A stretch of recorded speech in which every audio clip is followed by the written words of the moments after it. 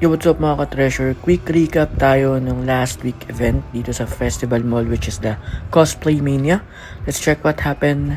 Let's G. Sama natin si Cobb kasi nag-aya siya magkape and titingin yun dito ng mga collectibles kung meron siyang magugustuhan. So ito yung event for cosplay. Kita nyo naman yung mga naglalakad sila Naruto.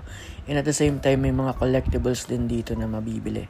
It's pretty decent naman kung ako yung tatanungin. Medyo siguro nakulangan lang ako sa ibang items. Pero maraming collectibles like action figures, plushies, top toys, yung mga, I don't know anong tawag dyan sa mga chibi toys na yan, and some bubble heads. Pero other than that, medyo yun nga, nakulangan ako. Like siguro hindi naman talaga siya intended for toy event or bazaar, but mostly with cosplay event. So ayan, ang daming naka-cosplay and ang kukul pa nung mga naka-cosplay. So marami ring approachable na nagko-cosplay, like talaga namang ready silang magpa-picture.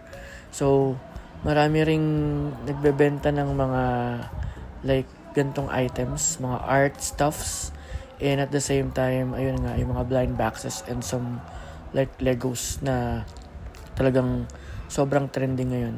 Pero mostly, as I said, this is intended for cosplay. And ito yung other parts ng event na ito.